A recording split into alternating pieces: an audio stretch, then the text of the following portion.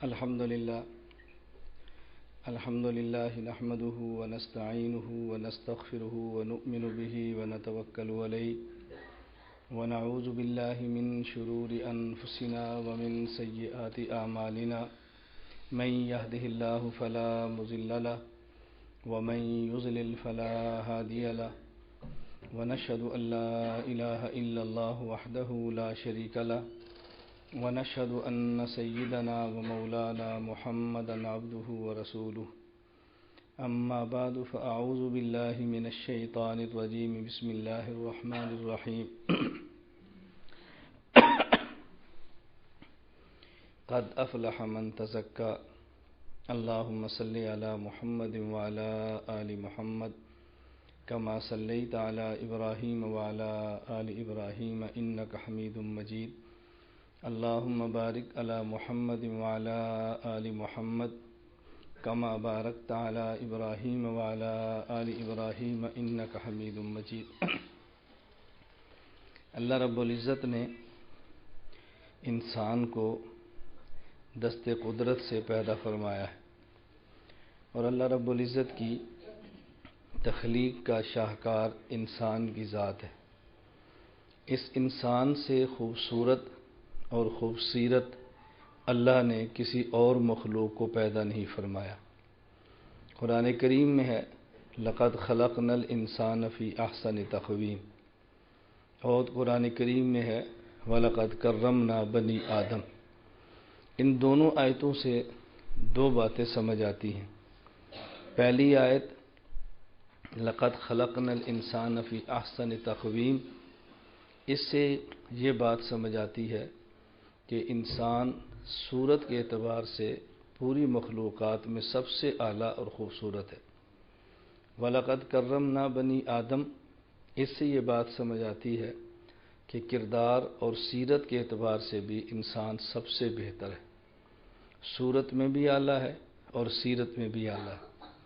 لیکن یہ اس وقت تک ہے کہ جب تک انسان اپنی صورت کو ایسے رکھے جیسے اللہ چاہتے ہیں اور اپنی سیرت اور کردار کو ایسے رکھے جیسے اللہ رب العزت چاہتے ہیں۔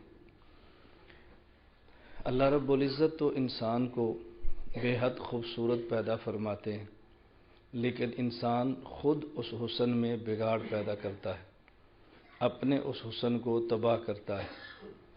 اگر کوئی مل بہترین سا کپڑا تیار کرے اور یہ کہے کپڑا بہت اچھا ہے، اس کپڑے کی گارنٹی بھی ہے، لیکن یہ تب ہے جب اس کپڑے کو اس مل کی ہدایات کے مطابق دھویا جائے، ان کی ہدایات کے مطابق اس کو سکھایا جائے اور اس مل والوں کی ہدایات کے مطابق اس کپڑے کو استعمال کیا جائے۔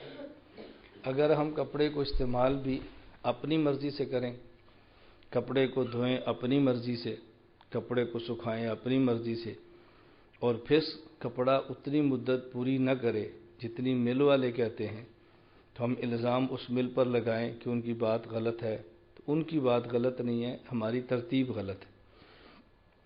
اسی طرح اللہ رب العزت نے انسان کے جسم کو پیدا فرمایا ہے، اللہ رب العزت نے بنایا ہے، تو اللہ رب العزت نے خود بتایا بھی ہے، قرآن کریم میں سمجھایا بھی ہے، اور اس کو مزید سمجھانے کے لیے اور مزید بات واضح کرنے کے لیے سرور عالم صلی اللہ علیہ وسلم کی ذات گرامی کو مبعوث فرمایا ہے کہ آپ صرف قرآنی ہدایات پر نہ رہیں، براہ راست پیغمبر کی ذات کو دیکھ کر فیصلہ کریں کہ تم نے اپنے جسم کو کیسے استعمال کرنا ہے اور اس جسم کو کیسے سنبھالنا ہے۔ اور جو شخص ترتیب نبوت کے مطابق اپنے بدن کا استعمال کرتا ہے، اللہ رب العزت اس میں ظاہری حسن بھی عطا فرماتے ہیں، ظاہری طاقت بھی عطا فرماتے ہیں۔ یہ سب چیزیں انسان کو ملتی ہیں۔ اسی طرح انسان کو عظمتیں جو کردار کی وجہ سے ملنی چاہیے وہ تب ملتی ہیں کہ جب انسان کردار وہ اختیار کرے جو اللہ رب العزت کی ذات گرامی چاہتی ہے۔ ہمارے ہاں دو چیزیں بڑی اہم ہیں، ایک ہماری خواہش، ہمارے نفس کی مرضی، ہمارا اپنا مزاج اور ہماری اپنی تمنائیں، ہماری آرزوئیں، اور ایک اللہ رب العزت کی خواہش، اللہ رب العزت کی چاہت، اللہ کے اوامر، اللہ کی نواہی، اللہ کے احکام، یہ دو چیزیں الگ ہیں۔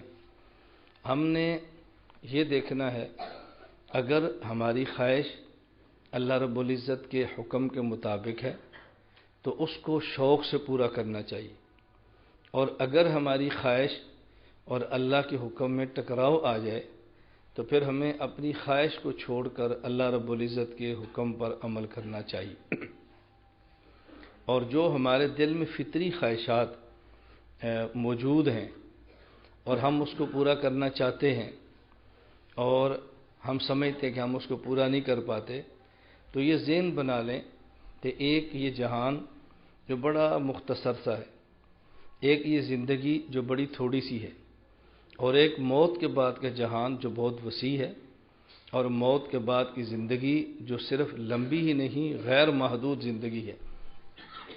ہم اگر اس مختصر زندگی کو ایسے گزار لیں جیسے اللہ رب العزت چاہتے ہیں تو آئندہ کی ابدی زندگی اللہ رب العزت ایسے بنا دیں گے جیسے ہم چاہتے ہیں۔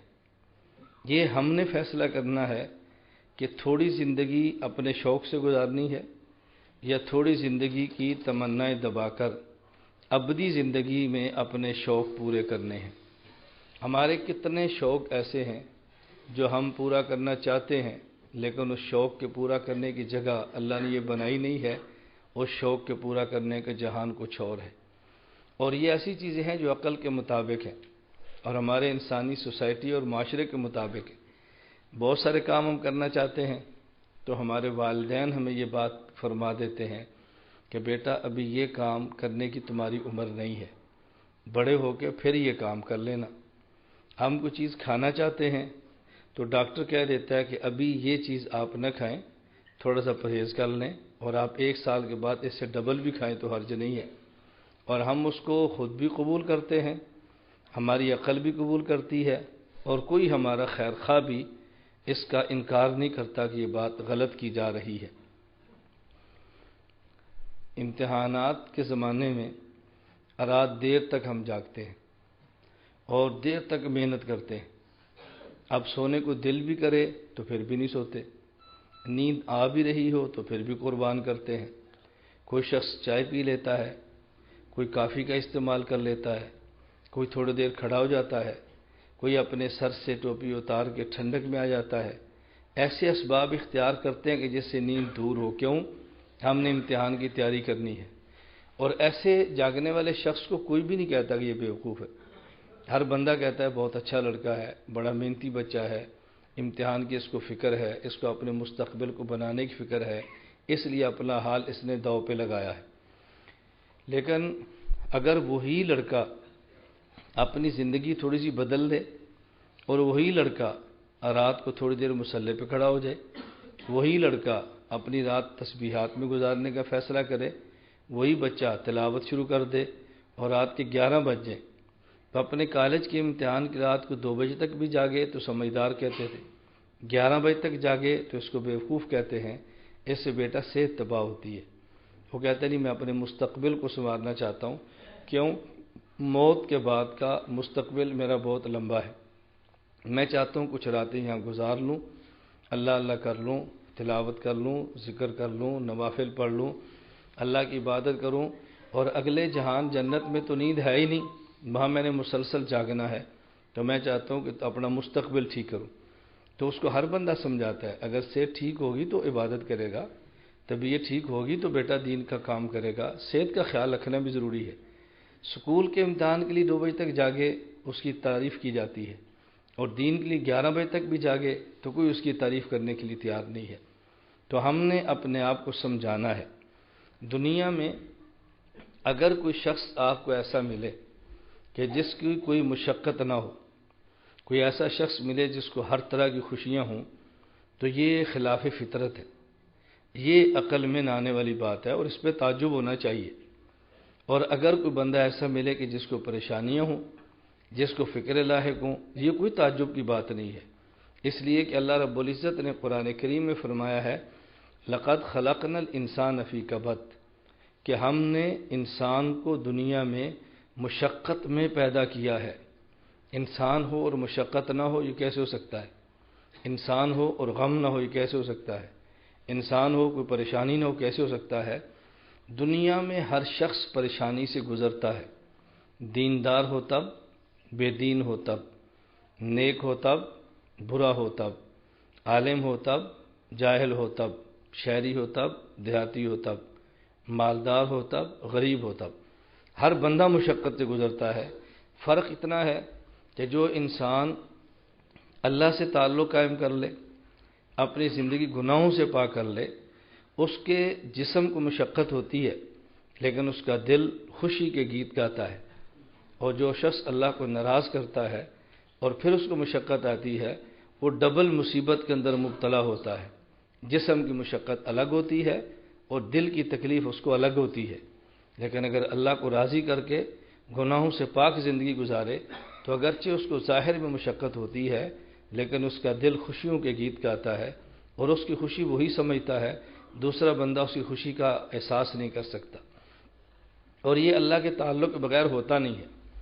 حضرت مولانا جلال الدین رومی رحمۃ اللہ علیہ، جسے مولا روم کہتے ہیں، مولانا رومی رحمۃ اللہ علیہ، وہ فرماتے ہیں کہ دنیا کا معاملہ اللہ کا معاملہ بالکل الگ ہے۔ دنیا والے جب کسی کو خوشی دینا چاہیں تو اس کے اسباب غم ختم کرتے ہیں، پھر خوشی دیتے ہیں۔ اگر دنیا والے کسی کو رہائی دینا چاہے تو جیل سے آزاد کرتے ہیں تو پھر رہائی ہوتی ہے۔ ایسا نہیں ہو سکتا کہ جیل میں ہو اور پھر کہے جی میں رہا ہو گیا ہوں، مشقت میں ہو اور کہے جی مجھے راحت ملتی ہے، ایسا کبھی نہیں ہوتا۔ تو دنیا والے جب خوشی دیں تو پہلے اسباب غم ختم کرتے ہیں، اس کا نام خوشی ہے۔ رہائی دیں تو اسباب قید ختم ہوتے ہیں اور پھر کہتے ہیں رہائی ہے۔ لیکن اللہ کا نظام بالکل الگ ہے۔ مولانا رومی رحمہ اللہ فرماتے ہیں، گر او خواہد عین غم شادی شود، گر او خواہد عین غم شادی شود، عین بند پائے آزادی شود۔ اللہ رب العزت جب چاہیں، گر او خواہد عین غم شادی شود، عین بند پائے آزادی شود۔ اللہ چاہے تو غم کو خوشی بنا دیتا ہے اور اللہ چاہے تو قید کو آزادی بنا دیتا ہے۔ بس جب اللہ خوشیاں دیتا ہے تو ان خوشیوں کو کوئی بندہ محسوس نہیں کر سکتا۔ لوگ سمجھتے ہیں اس کو تکلیف ہے، حالانکہ تکلیف بھی نہیں، خوشی کے اندر ہوتا ہے۔ ہمارے حضرت حکیم صاحب رحمۃ اللہ علیہ اس کو ایک مثال سے سمجھایا کرتے تھے۔ حضرت فرمایا کرتے تھے کہ اس کی مثال ایسے سمجھو کہ جیسے کوئی شخص شامی کباب کھاتا ہو اور شامی کباب میں مرچ بہت زیادہ ہو، وہ شامی کباب کھاتا ہے اور سی بھی کرتا ہے، اس کی ناک سے پانی بھی نکلتا ہے، بس اوقات اس کو پسینے بھی آتے ہیں، تو دیکھنے والا سمجھتا ہے یہ بیچارہ کتنی پریشانی کے اندر ہے، یہ کباب پھینک کیوں نہیں دیتا۔ لیکن اس سے پوچھو کہ شامی کباب میں کے اندر اس کو مزہ کتنا آتا ہے۔ لوگ سمجھتے اس کو مرچیں لگ رہی ہیں، مرچوں کے اندر اس کو لطف کیا ہے یہ وہی سمجھتا ہے۔ اسی طرح اللہ والا کسی مشقت سے گزرتا ہے تو لوگ اس پہ ترس کھاتے ہیں کہ یہ پاگل ٹھیک کیوں نہیں ہوتا، لیکن اس پاگل کرنے میں اس کو خوشیاں کیا ملتی ہیں، یا وہ شامی کباب والا سمجھتا ہے یا وہ اللہ والا تعلق و معلّہ کو سمجھتا ہے۔ دوسرا بندہ اس خوشی کو سمجھ نہیں سکتا۔ اللہ ہمیں ان باتوں کو سمجھنے کی توفیق عطا فرمائے۔ تو میں یہ عرض کر رہا تھا کہ اللہ رب العزت نے ہمارا جو ایک نظام بنایا ہے اس کو اچھی طرح ذہن نشین فرما لیں، ہم یہ طے کر لیں، خوشی ہو غم ہو، دکھ ہو یا سکھ ہو، بیماری ہو صحت ہو، دولت ہو غربت ہو، ہر حال میں اللہ کے حکم کے مطابق زندگی گزارنی ہے۔ بس عبادات میں مزہ آئے، عبادات میں مزہ نہ آئے، ہر حال میں عبادت کرنی ہے۔ لطف آئے لطف نہ آئے، تلاوت پھر بھی کرنی ہے۔ سردی لگے یا گرمی لگے، نماز وقت پہ پڑھنی ہے۔ بس فقر کا خطرہ ہو یا نہ ہو، زکوٰۃ بہر صورت ہم نے ادا کرنی ہے۔ تو جب یہ فیصلہ کریں گے تو پھر ایک وقت آئے گا کہ عبادت کرتے وقت انسان کو لطف آنا شروع ہوتا ہے۔ حضرت حاجی امداد اللہ مہاجر مکی نور اللہ مرقدہ، سید الطائفہ، دارالعلوم دیوبند سے وابستہ تمام مشائخ کے پیر اور پیروں کے پیر، اور اس بر اعظم میں خصوصاً اور دنیا میں خانقاہ کی لائن سے جتنا فیض حاجی صاحب کا ہے، ہمارے ماضی قریب میں شاید کسی اور شخص کے اتنا فیض ہو۔ حکیم الامت مجدد الملت مولانا اشرف علی تھانوی نور اللہ مرقدہ فرمایا کرتے تھے، اگر حاجی امداد اللہ مہاجر مکی رحمہ اللہ کی صحبت مجھے نہ ملتی تو میں فتوی باز مولوی بنتا۔ یہ حاجی صاحب کی صحبت ہے کہ میں فتوی باز مولوی نہیں بنا، میں نے حالات کو سمجھ لیا، یہ حاجی صاحب کی صحبت کا اثر ہے۔ تو حاجی صاحب رحمہ اللہ فرمایا کرتے تھے کہ یہ بات ہمیشہ یاد رکھیں، جب بھی انسان اللہ کی اطاعت میں لگتا ہے تو یہ فوراً عبادت نہیں بنتی، مرحلہ بار بنتی ہے۔ حضرت فرماتے تھے کہ دینی عمل پہلے ریا کی شکل اختیار کرتے ہیں، لوگ سمجھیں گے بہت نیک آدمی ہے، تقریر بڑی اچھی کرتا ہے، ذکر بہت اچھا کرتا ہے، نماز بڑی اچھی پڑھتا ہے، میں تہجد پڑھوں اور لوگوں کو پتہ بھی چلے تہجد پڑھتا ہے، میں دین کا کام کروں پتہ بھی چلے اتنا کام کرتا ہے۔ تو فرماتے تھے کہ دینی عمل پہلے ریا بنتا ہے، لیکن اس کو اس خدشے سے کہ ریا ہے، دینی کام نہ چھوڑے، ریا کا علاج کرے، اور کچھ وقت کے بعد وہی دینی عمل اس کی عادت بنتی ہے۔ اب ریا تو نہیں رہتی، اب عادت بن جاتی ہے۔ اگر اس وقت نفل وقت پہ نہ پڑے طبیعت بے چین ہوتی ہے، اس کی عادت بنتی ہے، اور اگلے مرحلے میں وہی اس کی عادت عبادت بن جاتی ہے۔ تو حضرت فرماتے ہیں کہ عبادت تک پہنچنا ہے، ان خدشات کے پیش نظر عبادات کو چھوڑنا نہیں ہے۔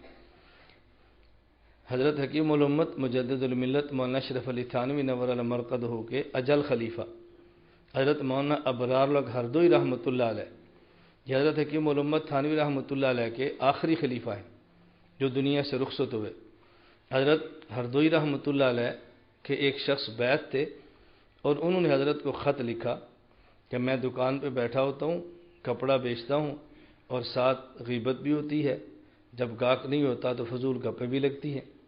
تو حضرت رحمۃ اللہ علیہ نے کو جواب میں لکھا کہ آپ اپنا کپڑا فروخت کیا کریں، اور جب وہ گاہک نہ ہو اور وقت مل جائے تسبیح اپنے ہاتھ میں رکھ لیں تو پھر ذکر شروع کر دیا کریں۔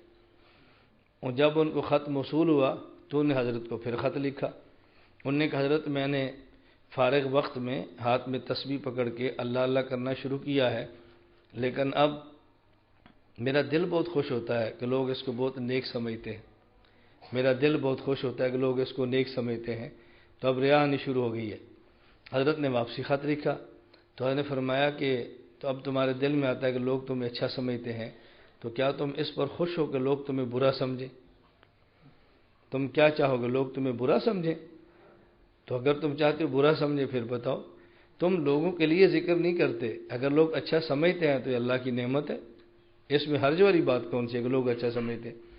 تو یہ شیطان کے دھوکے ہوتے ہیں، اور ان دھوکوں کا علاج چونکہ شیخ سمجھتا ہے، اس لیے ہم تعلق رکھنے والے اور بیعت کرنے والوں سے گزارش کرتے ہیں کہ خطوط لکھ کے اپنی صلاح کروایا کریں۔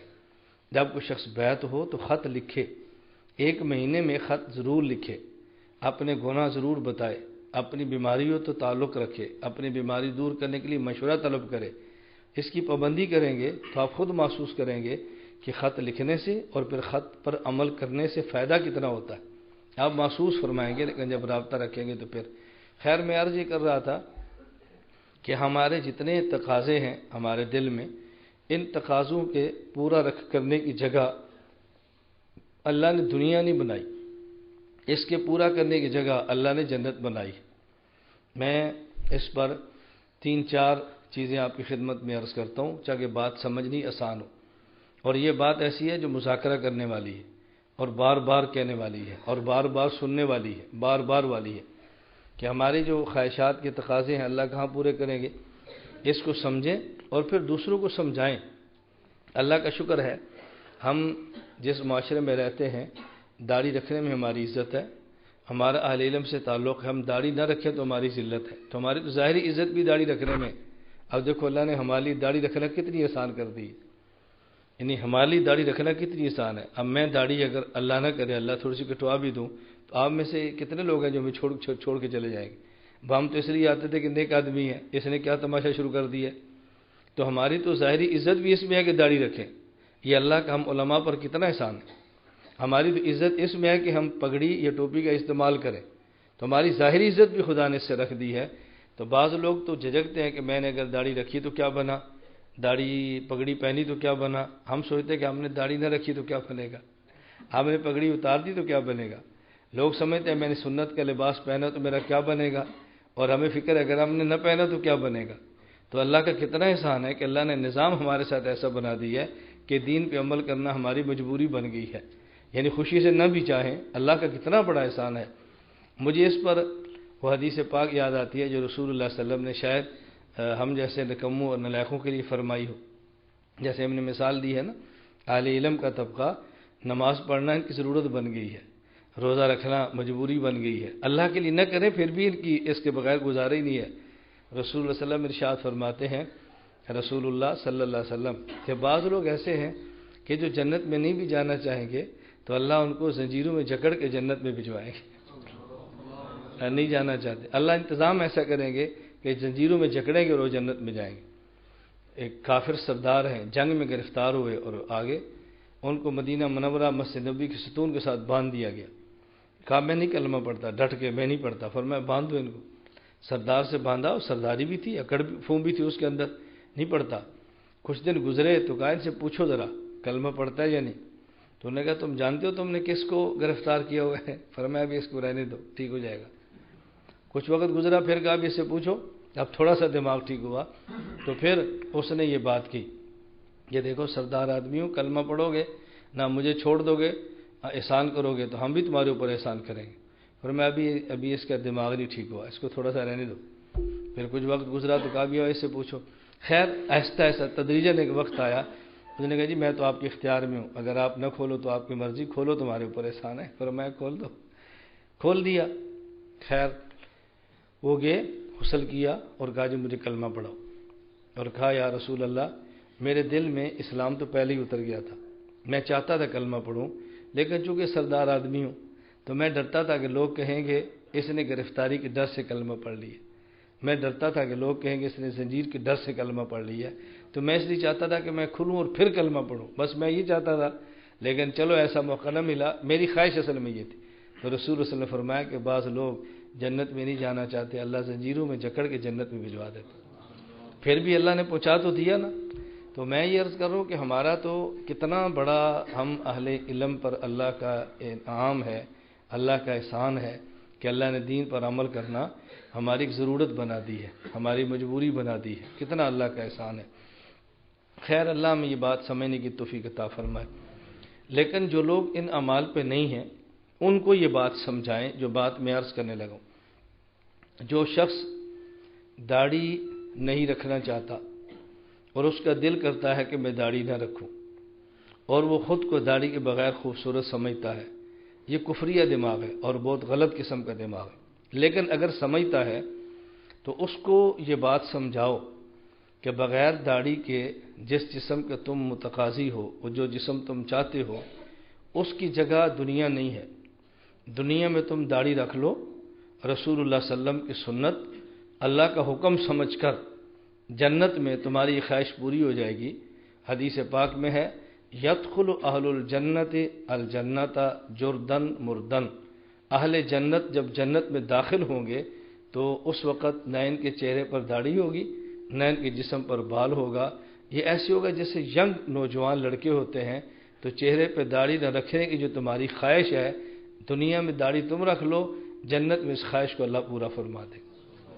بس کتنا آسان کام ہے۔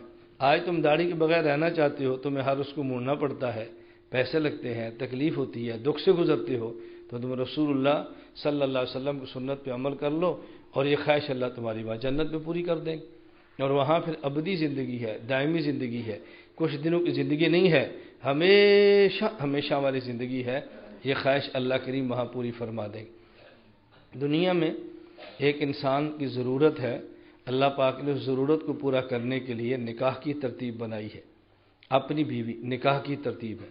اس کے علاوہ نہ محرم کو دیکھنا جرم ہے، نہ محرم کو سننا جرم ہے، نہ محرم سے ناجائز تعلق جرم ہے، یہ سارے جرم ہیں۔ لیکن یہ جو کسی کے دل میں خواہش ہے کہ منکوحہ اپنی اہلیہ اور اس کے علاوہ وہ عورت جس سے نکاح نہیں ہے اس سے میں تعلق بھی رکھوں، یہ جرم ہے۔ اس جرم کو چھوڑ دو اور اس پر پابندی سے عمل کرو کہ میں مر جاؤں گا لیکن کسی نامحرم عورت کو نہیں دیکھوں گا، میں جان دے سکتا ہوں لیکن نامحرم عورت سے ناجائز تعلق نہیں رکھ سکتا، میں جان کی بازی لگا دوں گا لیکن اللہ کو ناراض کرنے کے لیے ہرگز تیار نہیں ہوں گا، یہ ذہن بنا لو۔ باقی جو خواہش دل کے اندر ہے اللہ اس کو جنت میں پورا فرما دے گا۔ جنت میں اللہ کتنی بیویاں عطا فرمائیں گے کہ دنیا میں تو بندہ گننا چاہے تو گن بھی نہیں سکتا، اور سمجھنا چاہے تو سمجھ بھی نہیں سکتا، سنبھالے گا کیسے، دماغ اس کو قبول ہی نہیں کر سکتا۔ اور اسی کا نام جنت ہے کہ جو انسان نے کان نے سنی ہو، نہ اس کے آنکھ نے دیکھی ہو، نہ دل اس کو سمجھ سکتا ہو، اسی کا نام جنت ہے۔ اس پر مجھے ایک بات یاد ہے، اس کو اچھی طرح سمجھنے۔ ہمارے ہاں بہت ساری باتیں ایسے ہیں کہ جس پر لوگ عقل سے سمجھنے کی درمیان میں بات، یہ بڑی اہم بات ہے سمجھنا عقیدے کے حوالے سے، خصوصاً قبر اور قبر کی بات کی زندگی کے بارے میں ہم ہر بات کو نصوص، آیات اور احادیث کے بعد عقل سے سمجھنے کی کوشش کرتے ہیں۔ حکیم الامت حضرت تھانوی رحمۃ اللہ علیہ کی رائے یہ ہے کہ سب سے آسان صورت یہ ہے، قبر اور قبر کے بعد کی زندگی کو غیب سمجھو اور غیب کو ماننے کو ایمان سمجھو، سمجھ آئے تو بھی نہ سمجھ آئے تو بھی، سب سے آسان طریقہ یہ ہے۔ فرمایا اس لیے یہ عقائد کی دنیا ہے، اور عقائد کی دنیا اسے کہتے ہیں کہ جہاں ایمان بالغیب ہو، نہیں نظر آئے گا پھر بھی مانیں گے، نہیں سمجھ آئے گا پھر بھی مانیں گے۔ فرمایا سب سے اس کی آسان بات کیا ہے کہ جنت کو ہر بندہ مانتا ہے، جو مسلمان ہے جنت کو مانتا ہے۔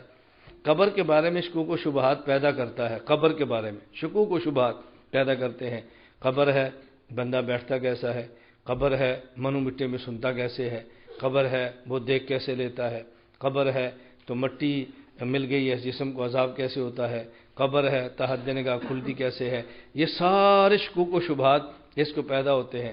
فرمایا ان سے پوچھو جنت کو تو سارے مانتے ہو نا، تو جنت کو بندہ مانتا ہے، یہ سارے شکوک و شبہات تو جنت پر بھی ہیں۔ ایک آدمی کو جو سب سے چھوٹا جنتی ہے، اللہ دنیا سے 10 گنا بڑی جنت دیں گے، تو بتاؤ اربوں آدمی ایسے ہیں جن کو خدا نے جنت دینی ہے، سب سے چھوٹے جنتی کی جنت دنیا سے 10 گنا بڑی ہے، تو اتنی بڑی جنت کہاں کہاں پہ ہوگی، دماغ میں تو یہ بھی نہیں آتا، تو پھر آپ اس کو مانو گے کیسے؟ کیسے اس کو مانو گے؟ ہم مانتے ہیں بھی حضور پاک نے فرما دیا، تو جب اس کو مانتے ہیں کہ حضور پاک صلی اللہ علیہ وسلم نے فرما دیا، تو اس قبر کی زندگی کو مان دو کہ حضور پاک صلی اللہ علیہ وسلم نے فرما دیا۔ اب کون سی الجھن باقی رہ جاتی ہے، آدمی اس بات کو مان لے۔ اب اتنی بہت ساری باتیں ایسی ہیں کہ بعض باتیں میں بیان کر بھی دیتا ہوں اور بعض باتیں چھوڑ بھی دیتا ہوں کہ ہر بندہ کبھی سمجھنے کا متحمل نہیں ہوتا، اور کبھی ان کو تعجب ہوتا ہے کہ یہ بات کوئی عوام میں کہنے والی تھی، یہ بات کوئی بچوں میں کہنے والی تھی، یہ بات کو سب کے سامنے کہنے والی تھی، اس میں لوگ تعجب کرنا شروع کرتے ہیں۔ ورنہ اگر سمجھائیں تو جنت کی ایسی زندگی ہے کہ جو بندے کو سمجھ آ ہی نہیں سکتی۔ اس لیے اللہ کے نبی نے فرمایا اللہ خطر علی قلب بشر، وہ بشر کے دل پہ کھٹک بھی نہیں سکتی، میں ایسی جنت آپ کو عطا کروں گا، اللہ کا بعد ایسی جنت عطا کروں گا۔ تو اس کا معنی یہ ہے کہ ہم نے وہ چیزیں ماننی ہیں جس کو ہمارا دماغ قبول نہیں کرتا۔ اگر دماغ نے قبول کیا اور پھر مانا تو حضور کی بات کو تو نہیں مانا۔ حضور کی بات کو ماننے کا مطلب یہ ہے کہ دماغ نہ مانے اور پھر بھی قبول کریں، اس کا معنی یہ ہے کہ ہم نے رسول اللہ صلی اللہ علیہ وسلم کی بات کو مان لیا ہے۔ اللہ ہمیں یہ بات سمجھنے کی توفیق عطا فرمائے۔ خیر میں جو بات آپ کی خدمت میں پیش کر رہا تھا، اس کو اچھی طرح سمجھو کہ دنیا کی زندگی بڑی مختصر ہے اور آخرت کی زندگی بڑی لمبی ہے، تو دنیا میں اپنی خواہشات کو ہم نہ دیکھیں، ہم اللہ کے حکم کو دیکھیں بس۔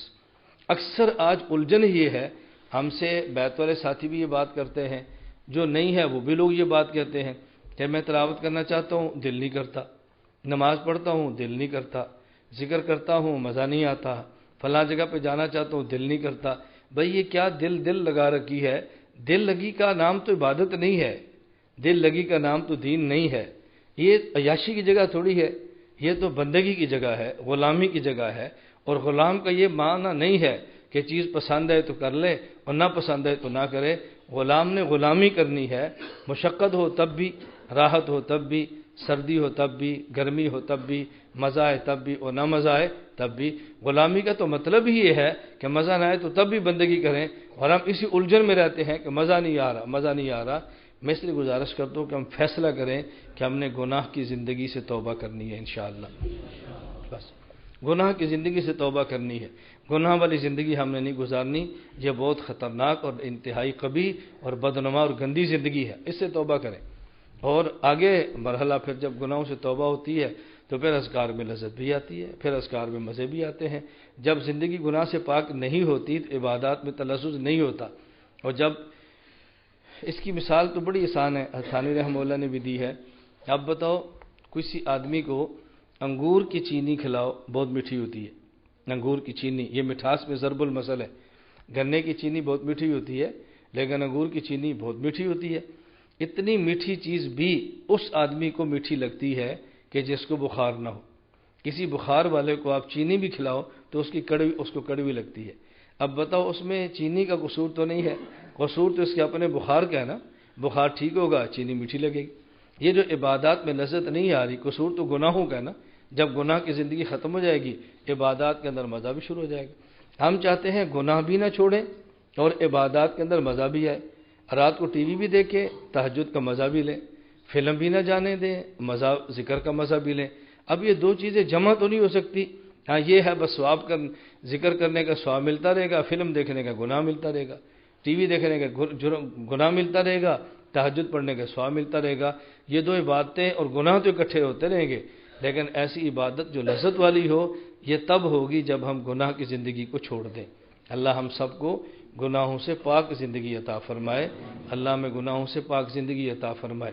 اور یہ بات میں بارہا آپ کی خدمت میں عرض کرتا رہتا ہوں اور سمجھانے کے لیے کہتا رہتا ہوں کہ جسم میں اور انسان کے نفس میں اور انسان کے وجود میں اللہ پاک نے گناہ کا مادہ رکھا ہے اور نیکی کا مادہ بھی خدا نے رکھا ہے، لیکن گناہ کے مادے پر کنٹرول کرنا اور نیکی کے مادے پر عمل کرنا، اس کا نام تقوی ہے۔ اور اس پر اللہ نے قرآن کریم میں 11 قسمیں اور بعض چیزوں کو 2 کو 1 کر دیں تو 7 قسمیں بنتی ہیں۔ اور اتنا اہم مضمون قرآن میں کون سا ہوگا کہ جس مضمون پر اللہ کریم نے 11 یا 7 قسمیں، ایک الگ کریں 11 ہیں اور ذات اور وصف کو 1 کر لیں تو 7 بنتی ہے۔ اللہ نے قسمیں اٹھا کر فرمایا ہے یہ تمہارے مزاج میں دونوں چیزیں رکھی ہیں، آپ قسمیں گن لیں تو آپ کو اندازہ ہو جائے قسمیں خدا نے اٹھائی ہیں۔ والشمس گنتے جانا، والشمس وضحاها والقمر اذا تلاها والنهار اذا جلاها واللیل اذا یغشاها والسماء وما بناها والارض وما طحاها ونفس وما سواها۔ کتنی قسمیں؟ 11 قسمیں اٹھا کر فرمایا فألہمها فجورها وتقواها۔ 11 قسمیں اٹھا کر فرمایا کہ ہم نے انسان کے مزاج میں گناہ کا تقاضا بھی رکھا ہے، نیکی کا تقاضا بھی رکھا ہے۔ 11 قسمیں اٹھا کر آگے کیا فرمایا؟ قد افلح من زکاہا وقد خاب من دساہا۔ کامیاب وہ ہے جس نے نیکی کے تقاضے پر عمل کیا اور بدقسمت وہ ہے کہ جس نے گناہ کے تقاضے پر عمل کیا۔ اور عجیب بات یہ ہے، میں ایک بات تفسیر کے مطالعے کے دوران بہت سوچ رہا تھا اور مجھے سمجھ نہیں آ رہی تھی، میں نے اس کے لیے بعض تفاسیر کا مطالعہ بھی کیا اور مجھے پھر بھی سمجھ نہیں آئی۔ میں اس پہ سوچتا تھا کہ ان دو چیزوں کا آپس میں جوڑ کیا ہے، آپ بھی اس کو سمجھیں۔ اللہ رب العزت نے اتنی قسمیں اٹھائیں، یہ 11 قسمیں اٹھا کر ایک مضمون بیان فرمایا فَأَلْهَمَهَا فُجُورَهَا وَتَقْوَاهَا، کہ انسان کے طبیعت میں ہم نے گناہ کا تقاضا بھی رکھا ہے اور انسان میں نیکی کا مادہ بھی، نیکی کا تقاضا بھی رکھا ہے۔ قد افلح من زکاہا وقد خاب من دساہا۔ خوش قسمت وہ ہے کہ جس نے نیکی کے تقاضے پر عمل کیا اور بدقسمت وہ ہے کہ جس نے گناہ کے تقاضے پر عمل کیا۔ یہ بات مکمل فرمائی اور آگے پھر اللہ نے ایک مثال دی ہے، قد افلح من زکاہا وقد خاب من دساہا۔ آگے فرمایا کذبت ثمود بطغواہا اذ انبعث اشقاہا فقال لهم رسول اللہ ناقۃ اللہ وسقیاہا فکذبوہ فعقروہا فدمدم علیہم ربہم بذنب فسواہا ولا یخاف عقباہا۔ مثال کیا دی ہے؟ اب اس مثال میں اس پورے مضمون میں جوڑ کیا ہے؟ میں یہ جوڑ تفاسیر میں تلاش کرتا رہا کہ ان میں جوڑ کیا ہے۔ مضمون کون سا بیان کیا کہ حضرت صالح علیہ السلام کی قوم نے، حضرت صالح علیہ السلام اللہ کے نبی تھے، ان کو جھٹلا دیا، ان کی بات کو نہیں مانا اور کہا جی اگر آپ سچے نبی ہیں تو ہم آپ سے ایک دلیل مانگتے ہیں۔ وہ دلیل یہ ہے کہ سامنے چٹان ہے، اس پہاڑی تھی، اس کا نام تھا کاتبہ، وہاں ایک چٹان تھی، آپ اس سے ایسی اونٹنی نکالو جو 10 ماہ کی ہو اور گبن اونٹنی، 10 ماہ کی گابن اونٹنی، آپ اس پہاڑی سے، چٹان سے نکالو، ہم آپ کو نبی مان لیں گے۔ صالح علیہ السلام فرمایا اگر وہ آ گئی تو پھر انہوں نے کہا جی ہم مان لیں گے۔ صالح علیہ السلام نے اللہ سے دعا کی اور اس چٹان کے اندر اونٹنی آئی، اور جب اونٹنی نکلی چٹان سے تو 10 ماہ کی گابن تھی، اور تھوڑی دیر بعد اس کا بچہ بھی پیدا ہو گیا۔ اب اونٹنی بھی ہے اور بچہ بھی ہے۔ جب یہ اونٹنی آ گئی تو ان کی مجرم قوم نے ماننے سے پھر بھی انکار کر دیا۔ صالح علیہ السلام نے فرمایا اب ان کو مانو تم۔ اب وہ اونٹنی ایسی جس کو قرآن کہتا ہے ناقۃ اللہ، عام اونٹنی تھی، اللہ فرماتے ہیں اللہ کی اونٹنی تھی۔ اونٹنیاں تو ساری اللہ کی ہوتی ہیں، لیکن صالح علیہ السلام کی اونٹنی کو خدا نے ناقۃ اللہ کیوں فرمایا؟ کیوں؟ اس لیے کہ عام ترتیب سے ہٹ کر پیدا ہوئی تھی، عام ترتیب سے ہٹ کر پیدا ہوئی۔ اس لیے جو بھی دنیا میں آتا ہے اللہ کے کلمہ کن سے آتا ہے، انما امرہ اذا اراد شیئا ان یقول لہ کن فیکون۔ لیکن حضرت عیسیٰ علیہ السلام کلمۃ اللہ کہتے ہیں، کیوں؟ وہ پیدا تو کلمہ کن سے ہیں لیکن عام ترتیب سے ہٹ کر ہے، انہیں کلمۃ اللہ کہا۔ ہر آدمی میں روح اللہ ڈالتا ہے، لیکن عیسیٰ علیہ السلام کو روح اللہ فرمایا۔ کیوں؟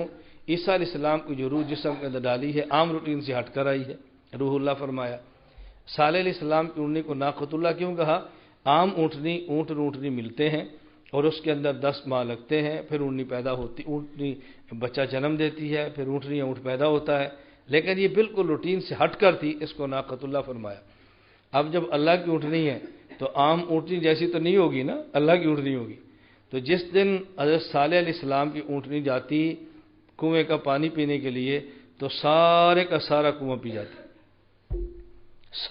سارا کنواں اکیلی اونٹنی پی جاتی، پورے کنویں کا پانی۔ اب باقی جانور پانی نہیں پی سکتے تھے، تو صالح علیہ السلام فرمایا بھی دیکھو تم نے اللہ سے مانگی ہے، یہ خدائی اونٹنی ہے، عام اونٹنی کی طرح نہیں ہے، تو ایک دن پانی یہ پیے گی اور ایک دن پانی تمہارے جانور پیئیں گے۔ جس دن یہ پیے گی اب تم اور تمہارے جانور پانی نہیں پی سکتے، اور جس دن تم اور تمہارے جانور پیئیں گے یہ اونٹنی پانی نہیں، ایک دن اس کا ایک دن تم سب کا۔ تم نے منہ مانگا، معجزہ مانگا ہے، تو اب اسی کے مطابق اللہ نے دیا، اس کو اب خیال کرو تم۔ وہ جو ایک دن ان کا بنتا تھا جس دن وہ اونٹنی پانی پیتی اور کنویں میں سے کوئی اور پانی نہ پی سکتا، مفسرین نے لکھا ہے کہ اس دن اس اونٹنی کا دودھ دھوتے اور اتنا دودھ نکلتا کہ پوری قوم کے سارے برتن بھر جاتے، اتنا دودھ نکلتا کہ قوم کے سارے برتن پھول جاتے۔ تو جب دودھ ملا ہے اب آپ کو پانی کی ضرورت نہیں ہے، اللہ نے متبادل ان کو انتظام بھی فرما دیا، لیکن قوم بہت ڈھیٹ اور ضدی قسم کی تھی۔ بالآخر ان نے فیصلہ کیا کہ صالح علیہ السلام کی اونٹنی کو قتل کر دینا چاہیے۔ صالح علیہ السلام نے سمجھایا کہ دیکھو تم نے مانگا ہے، تمہارے مانگنے پر خدا کی طرف سے دلیل آئی ہے، اب اس اونٹنی کو خراب اور تنگ نہ کرنا ورنہ تم زندہ نہیں رہ سکو گے۔ ان لوگوں نے فیصلہ کیا کہ اس کو مار دے۔ اب اونٹنی کو مارے کون؟ اس کے لیے صالح علیہ السلام کی قوم میں 2 عورتیں تھیں اور دونوں خوبصورت عورتیں تھیں۔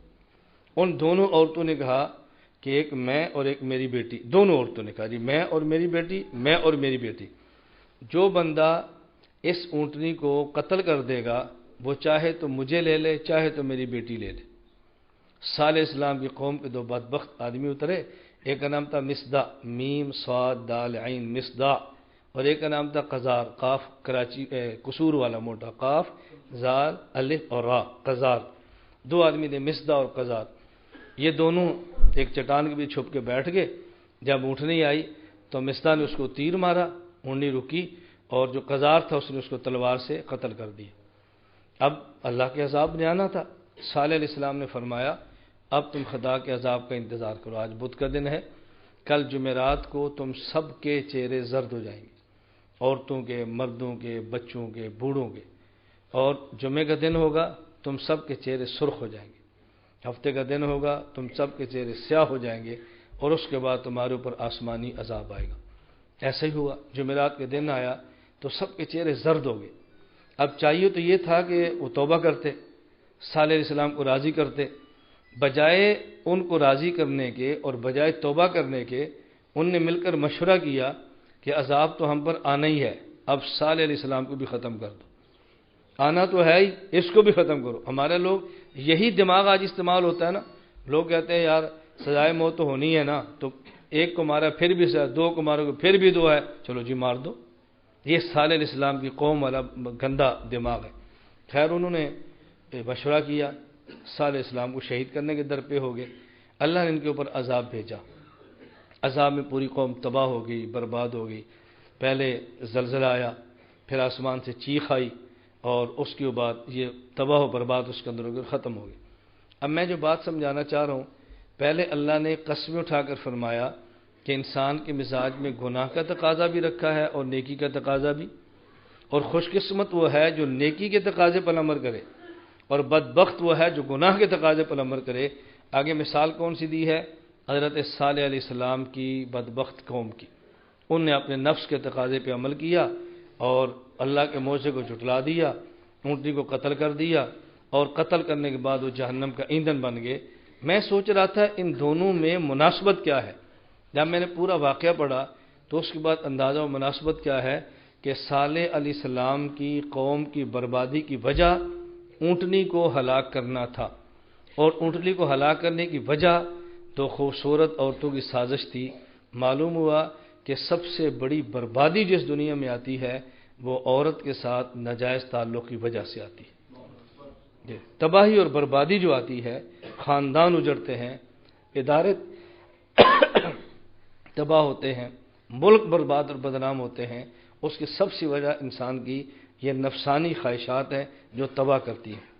ہمارے حضرت حکیم صاحب رحمۃ اللہ علیہ، میں نے حضرت کی خدمت میں 40 دن تو اکٹھے گزارے ہیں، پورا چلا، اور حضرت کے ہمارا آنا جانا تھا۔